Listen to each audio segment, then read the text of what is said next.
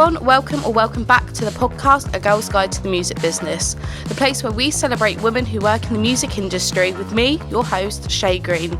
From live events to publishing, we are giving you the ins and outs of what it's like to be a woman in music, with helpful advice given along the way. This week we have Publisher Relationship Manager Dominika from PRS.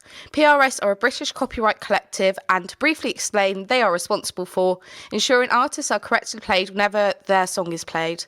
Music royalties are notoriously complicated, so it is essential that roles such as Dominika's exist in the industry. In this episode, Dominika told us about how her journey into the music industry began and where she is now. We also spoke about what working at PRS is like and whether the music industry companies in general have become more aware of gender issues in the workplace. I had such a great time talking to Dominika, and we'd love to know your thoughts and feelings about today's discussion. You can find How Does She Do It on Instagram, TikTok and YouTube at How Does She Do It Pod. Thank you for listening, and on with the episode. Welcome to the show. How are you? Hello, I'm not too bad. How are you? Yeah, good, thanks. So we'll get cracking with it. Tell us how your journey started with the music industry and where you're with it currently. So I think it would have started when I was a teenager, and kind of had a moment where I realised that people actually worked with music. And back then I was a big fan of a band, and had this little blog, and read a lot of interviews about them, but not just with them, but also people who worked with them. And it kind of started to dawn on me that, people actually did that for a living. It could potentially be a career, which, I'd never even thought of before. But at the same time, because of where I lived, which was in Slovakia, anything music related or artsy stuff is still very much seen as a hobby rather than a career. So I didn't really think that, it's something that I could do personally. And it was always something in terms of, you get yourself a job, a well-paying job, and then you can kind of do music on the side if you have the time, but you need something else to make the money. But I tried that for a little bit, very quickly dropped out of Sciencey University and moved to UK, where I did the music management course at Solent, which I believe now is music business. And so I think that was kind of the first touch with actual work with music. And, that was mainly volunteering at festivals or putting on live events, things like that.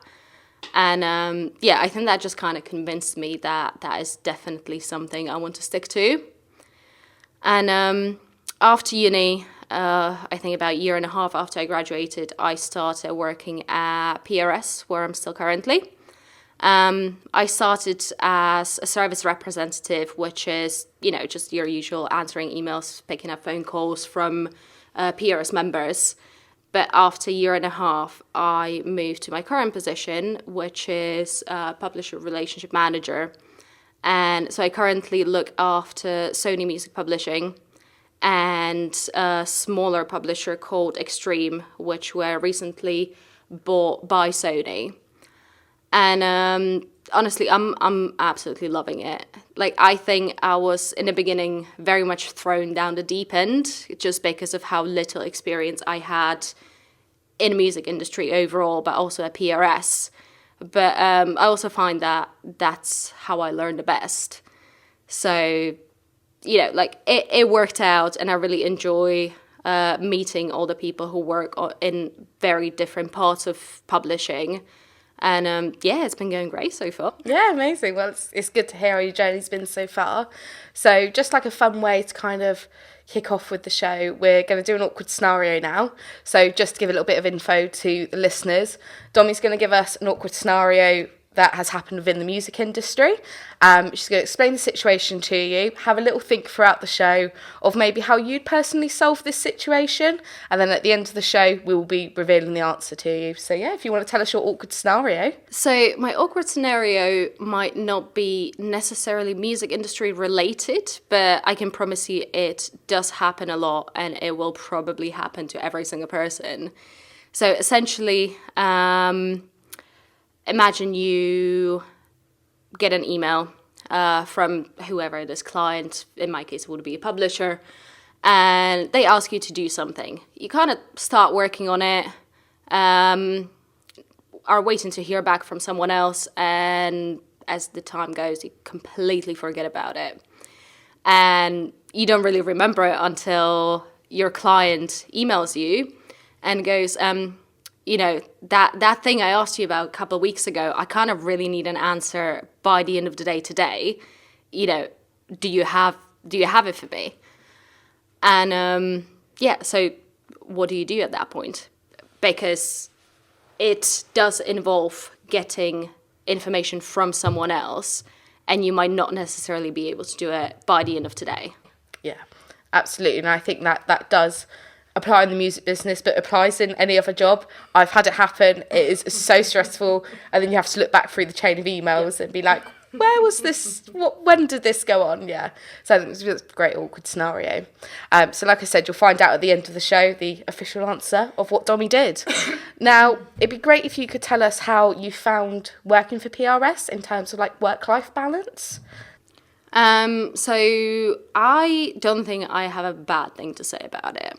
Because, obviously my view is going to be very different, because when I started, it was literally the day of the first lockdown. So I did not really get to experience the whole commuting to the office, things like that. So, it may have changed since before pandemic, but since I started working there, I find that PRS put a lot of focus on work-life balance. We have flexible working, which essentially means that you can kind of start whenever in the morning and finish whenever in the evening. Generally, you still do your, 8 to 4 or 9 to 5, because that is when you're most needed, and when the meetings happen, when things are going on. But, if I have a doctor's appointment in the morning and need to start at 10 or 11, that's not a problem. I can kind of make it up either another day or later in the same day, which honestly, I think for me, it's been great. But I also know that for my colleagues who have children and need to do school run, and, things happen a lot more often with children. So I know it's brilliant for them. And also, before I started working in PRS, I worked in hospitality, which is a very different approach to work-life balance, where a lot of times it's non-existent. And with PRS, I think I'm still getting kind of used to it, because fairly recently I had a family emergency, and essentially I needed to run out around 12 o'clock, so halfway throughout the day. And I had no idea if I would be able to come back to work on the same day, but I just had to go. And the difference was that I was not once made feel bad about it. It was just, you need to go, just run. Just let me know if you need someone else to cover your workload, or if you need me to take over something. And that was it took off so much stress from that situation. And, it's brilliant. As I said, nothing bad to say about it. Yeah, no, that's really good to hear. It does make the difference, that kind of guilt of not returning to work that day. It's just lifted off your shoulders, then having a really supportive company behind you. Yeah, and things will happen. It's not, you're not made to just work. Yeah. So things will be happening around your work. And it's great that if you work for a company that is kind of aware of that and works around you. Yeah, absolutely. And it's interesting. I think a lot of companies have almost shifted slightly with COVID and realising that work from home and flexible hours are beneficial.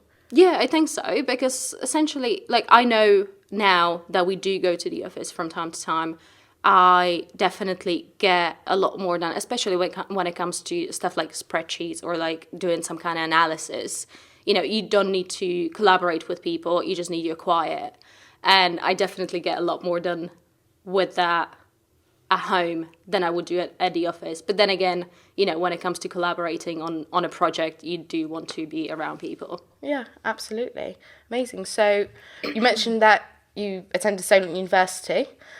Did you find it beneficial, and what skills did you gain from attending university? So as you know, music industry is definitely not one of those where you definitely need a degree to be able to make something out of yourself. You know, you're not studying to be a nurse or a doctor or something like that, where you need to remember specific things for you to be able to work.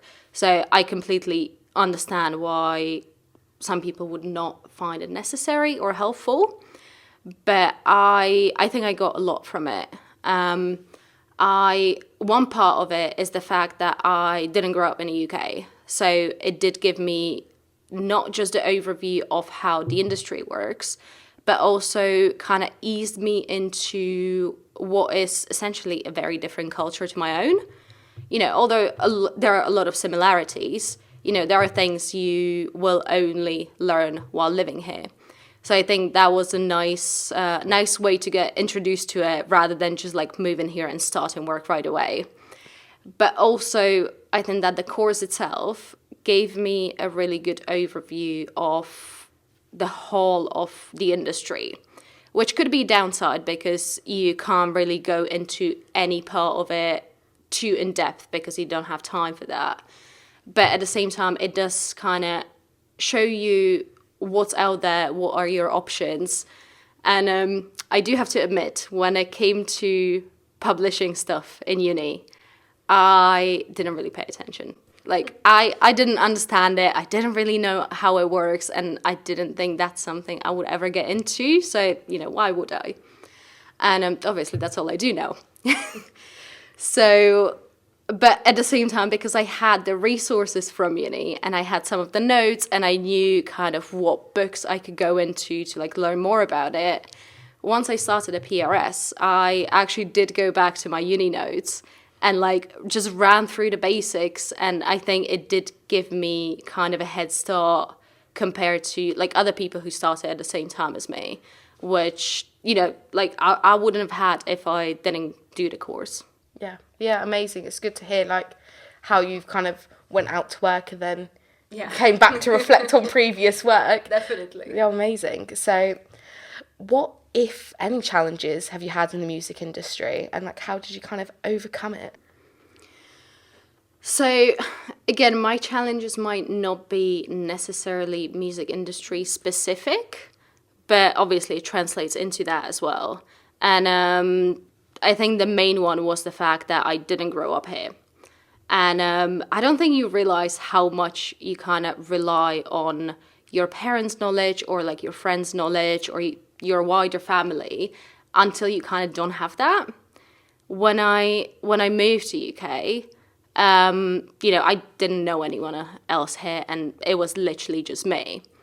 And so not only it's lonely, but also you don't have that kind of basics that I would have had at home. So, you know, when it came to renting my first flat or living with people and dealing with bad landlords, you know, back home, chances are my mum or my cousin or someone else would have gone through that before, so they could kind of point me in the right direction. Whereas here, I kind of had to learn that from nothing because, you know, I didn't know anyone who's been through that. So, like, on one hand, it obviously took some time away from other things I could be focusing on, like uni. But at the same time, you know, just because you do that extra research that you need to do, I do think that I know a lot more about it now than I would have otherwise. So, you know, it's kind of about finding the bright side of things, I guess. Yeah, absolutely. But another one, kind of music industry related, is, again, because I didn't grow up here, and the student loan doesn't work anymore. Very different for students from EU.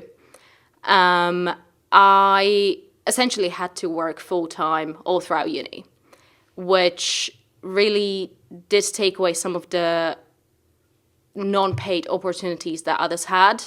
So, you know, a lot of the times it was a choice between volunteering at a festival or going up to London for a couple of days and shadowing someone's manager to like meet people and, you know, network and learn something. And it was a choice between that or, you know, spending the weekend working at a restaurant and being able to pay bills. And I'm not gonna lie, I was really bitter about it because, you know, like some people had it much easier. Yeah, you would be though, wouldn't you? Yeah, but at the same time, you know, you just you can't stay bitter about it for too long, because at the end of the day, I have learned pretty valuable things working at a restaurant anyway. And, you know, those are still things that I use today at work. But, you know, it just not to dwell on it too much, I think. Yeah, absolutely. And I think, you know, it's all skills, music industry related or not, are transferable into the music industry. Like you said, looking on the brighter side of things and, you know, Yeah, definitely. taking your skills from hospitality and applying them in your job today. So do you think music companies have shifted their agenda for more equal opportunities through like wages and through kind of like equal opportunities and stuff like that? So I'm not gonna pretend I know too much about it, right? Yeah. But from my experience, I think it's heading the right direction. Obviously, it's nowhere near where it should be, and I definitely very often find myself in meetings where I'm surrounded by men twice my age who have been in their positions for probably longer than I've been alive. And, you know, it's intimidating. Yeah. But at the same time, like, I also attend a lot of meetings where, you know, my manager is the only man, which, again, is a lot more comfortable. So I think it's shifting in the right direction. And, you know, it's going there. Yeah. We now have yearly surveys that music industry company take, or their employees take, that, you know, kind of help us keep an eye on the makeup of the company. And, you know, knowing where things are going wrong is kind of the first step to starting to head into the right direction.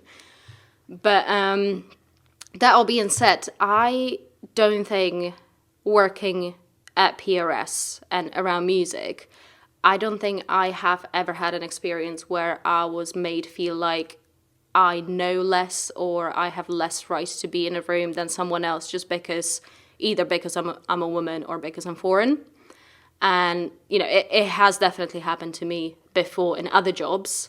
So, you know, partially I'm probably very lucky. And I know it definitely does happen. But I also think that kind of the mentality around it is shifting in a way that if or when it does happen, I will probably be more comfortable to speak out about it. But then again, you don't really know until it happens, do you? Yeah, absolutely. But I think it's really good, like what you mentioned with kind of like the yearly data that comes out, and that's like open to the public to see and find out. And yeah, I think it's a really big step forward because like you could find out that information yourself as equally as I can go and find that out. And people can kind of, because it's been going for a couple of years now, the data release. Yeah, I believe so. Yeah, so like you can sit and compare and kind of see how companies are progressing now. Yeah, as like definitely. open access. So yeah, it's good to hear about your experiences and the fact that you do feel like it's shifting in the right way. Yeah, and I mean, I know PRS is putting a lot of focus on making things a lot more equal, or they have been since I started. I don't know how much has that changed, you know, from before that, but it is talked about a lot, which, you know, even if it's not moving as quickly as we would like, the fact that, you know, the people higher up do keep talking about it and do keep talking about the specific steps they're taking, it does kind of give you hope. Yeah, absolutely. It's always a good thing to hear. So what have been your career highlights in the last year? Just something a bit, you know, fun, anything that's kind of stuck out to you that's been really great that you've done? So I think I have two. One of them is a bit more fun one. So from PRS, every year we get to go to certain festivals to work there, specifically collect set lists. But apart from doing actual work there, you know, we do get to see artists here and there. And so last year I went to Glastonbury, and Jack White did a secret set there. And so we went to see it. And I mean, the first thing for me was the fact that I didn't watch it from the crowd, but we were able to watch it, you know, from in front of the barrier right under the stage, which, you know, for me, going to concerts and like seeing the people under the stage in front of the barrier, I always wanted to do that. And just being able to do that at a place like Glastonbury, you know, it was brilliant. But also back when I started getting into music, I used to watch this rock chart on MTV, and the White Stripes song used to be there every single time. So kind of, you know, the connection from when I was a teenager and never thought I could work in music to watching that same song being played live from under the stage. I mean, it was a brilliant experience. Yeah. Like that kind of moment when you're like, you know what, I'm doing something well.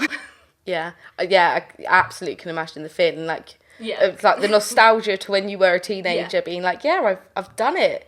And you like, I say this to people sometimes, like, you know, you can imagine being that teenager being like, no, that won't happen in 10, 5 years time. And then when it actually happens, you're like, wow, okay, we've done it. Yeah. Yeah, exactly. And I think second one is slightly more corporate. Okay. So I recently, just this past November, I did a copyright webinar for some of our biggest publishers at PRS. And that was a really big win for me personally, because when it comes to public speaking, I'm not a big fan. Like, I absolutely hate doing it.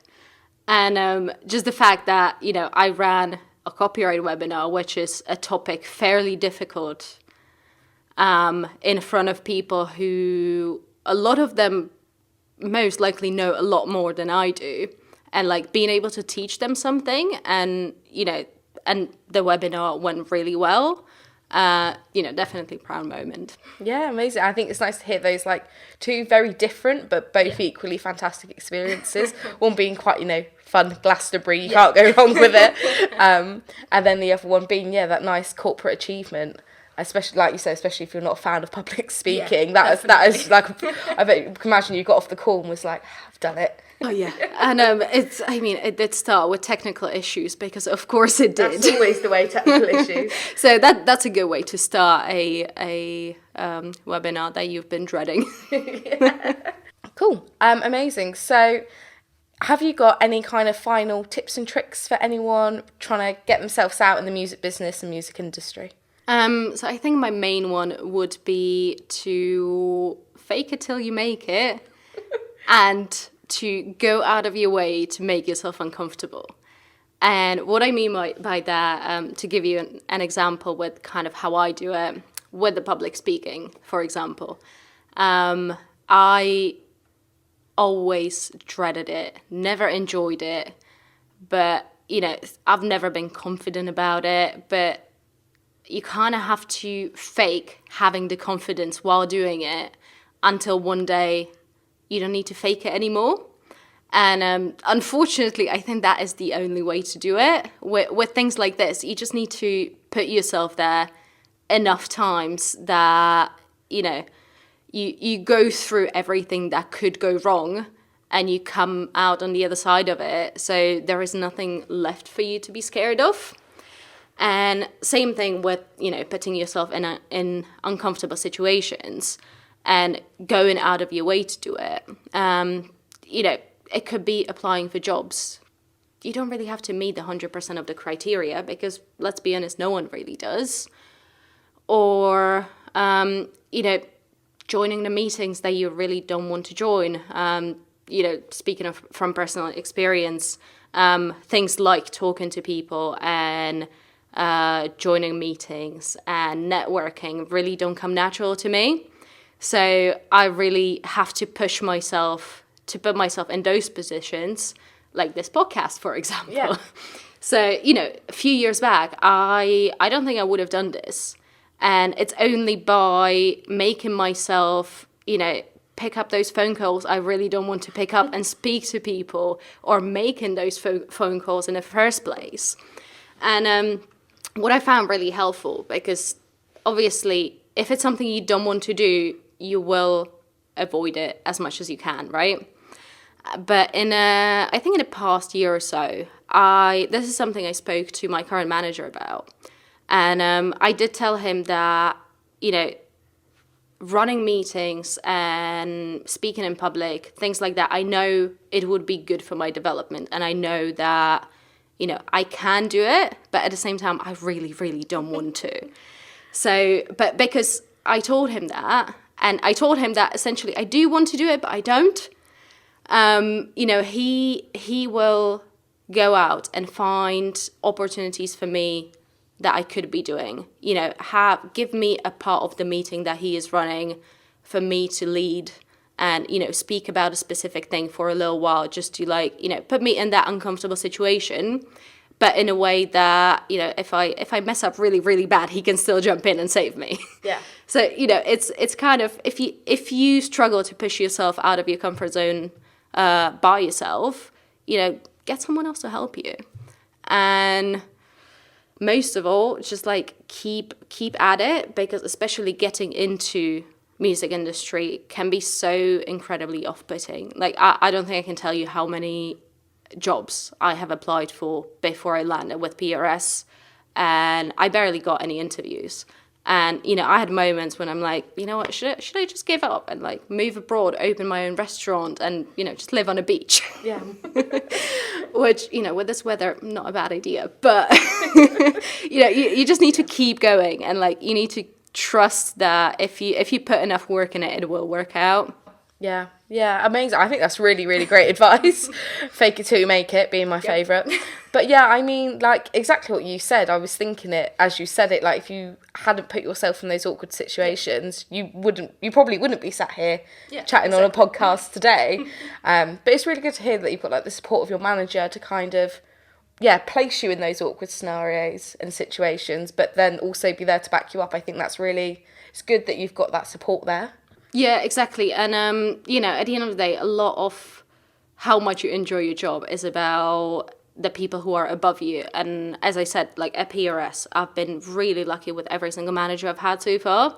And overall, it just seems like a culture where, they push you to do better, even if that might mean that they will lose you from their own team.